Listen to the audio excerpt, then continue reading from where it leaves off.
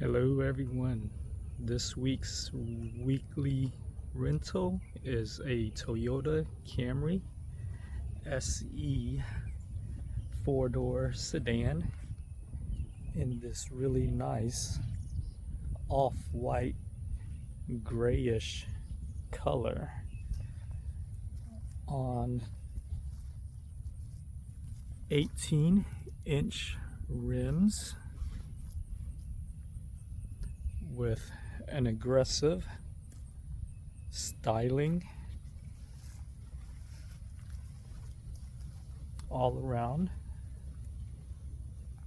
The front portion of the car would be the most aggressive look for the car.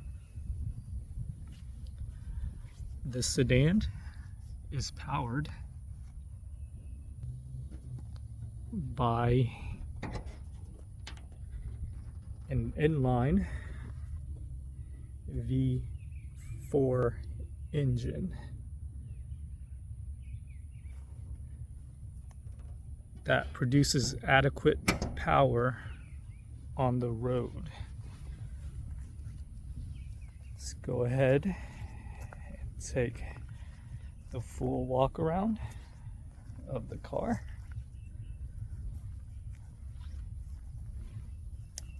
Nice rims, good clean lines, dual tip exhaust. You have your quick access to the trunk using the key fob.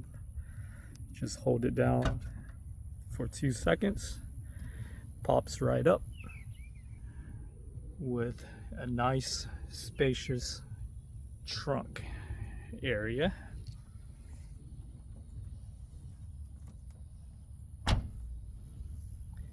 Let's do the rear seat knee room test. I'm 6 foot tall. My 6 foot driving position. I'm gonna hop on in here. And let's see how much room I have. So I do have plenty of enough leg room to feel comfortable. Head area is pretty high, so I don't feel claustrophobic. Rear seating could fit 2 adults in both seats.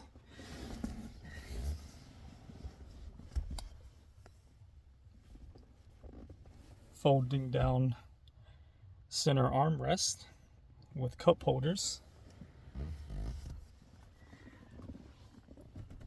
Storage area, unfortunately no vents in the back. 2 areas for storage from the back seat. Cup holders on the side and minimum storage space. Really no, just the essentials back here. The seating feels very roomy and comfortable, yet firm. I like how the speakers are right by the door panel. The stereo system is pretty nice in here. Let's hop in the front and see what we have. Hopping into the front driver seat, we're greeted with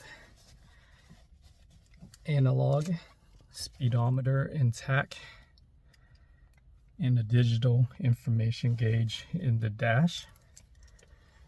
Unfortunately, no push button start, so you have to use the key insertion in the ignition to start it up. Very nice layout of the car. When you turn it on, You have your information gauges and lighting. Over on the side, you have your light control, traction control, gas cap opener, rear trunk opener. Steering wheel is laid out, nice leather upholstery. On the left hand side is your phone controls. On the right hand side is your cruise control, lane departure, collision, and toggling through different modes. On the side you have your power windows, power locks for all 4 doors and windows. You do have multi-directional automatic seating adjustments for the driver. Your steering column, left hand side, controls more of the lighting. Right hand side controls your wipers, and you have push paddle shifters if you go into sport mode. You have a big, looks like to be a 9-10 inch screen. What I liked about this is that it is actually angled and not straight up, so it's a little bit more subtle and less distracting on the road. Moving on down, you have your air vents and your AC controllers, push button. You could also sync it up. You have your rear and front defrosters. Moving down, you have one USB that directly connects to the infotainment system, which does Android Auto and Apple CarPlay. Your cigarette lighter. You have your little storage area right here, which slides back to expose some more storage, and you could just push on it and it slides up to the front. You have your gear shifters down here, and you also have your different driving modes: economy, normal, and sport. 2 cup holders and your center console, which is decent size for its class.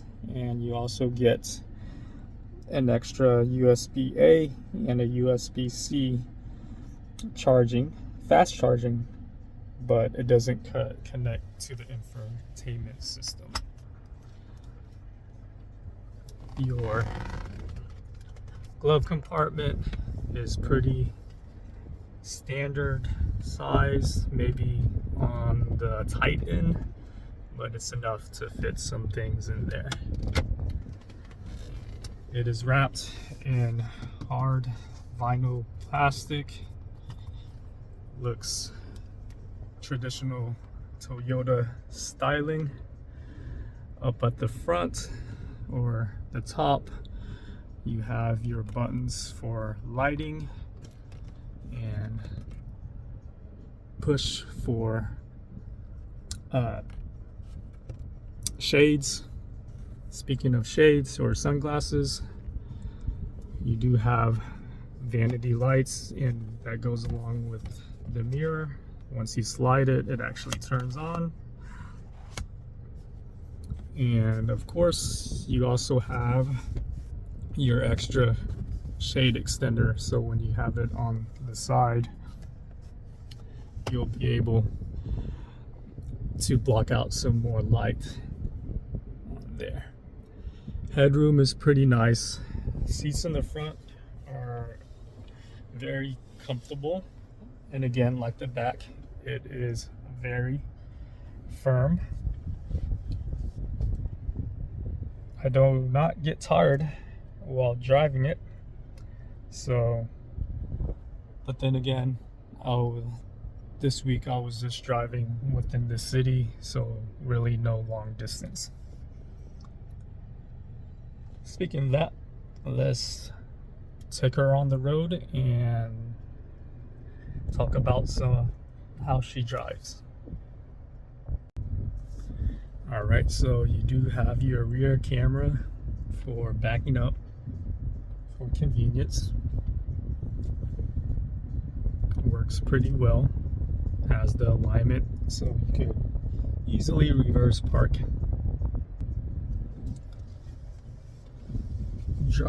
Overall driving experience is good.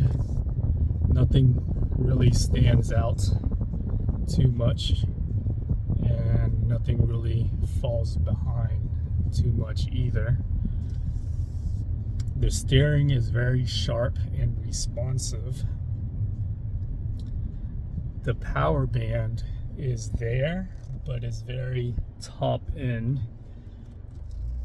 Maybe because it lacks some of the torque of its American car counterparts, where you would have to really get up to speed, you would have to really step on the gas, and once those revs get up there, the power kicks in. But it's nothing that will affect passing or anything like that. The engine just revs up really high, and the engine noise, and then you kind of feel the power kick in. What is kind of weird is the brakes are very mushy for this car. I feel like it could be a little bit more grippy, but it does its job fairly well. You have the suspension, which absorbs the bumps fairly well to give it a smooth riding experience. And combine that with the seats, you'll get a very comfortable ride. And the car does have plenty of safety features, like lane avoidance or departure, collision detection, and also your Toyota's safety sense. So shout out to one of my viewers, Brayton Wilson, which pointed that out to me, where if you don't turn on your signals and you try to change lanes, it's kind of alerts you, and then it's going to subtly try to steer you back into the lane. So you got to not forcefully, but just manually change lanes like so. But it does promote safer driving. So if you do want to change lanes and you don't want to hear that go off, you either turn off the system or just turn on the blinkers, and when you change lanes, there's no issue there. Since it's a V4, it's pretty well on gas mileage. Overall experience is satisfactory. I really have no complaints to say about this, being that it's a Toyota. It's reliable. It'll get you to where you need comfortably. So that makes it a great rental car in the intermediate sedan market. The 2022 version is quite nice. They try to be a little bit luxurious and utility and economical. So I would rate this as an A, as a rental car. All right, that's it. Thanks for watching. See you next time.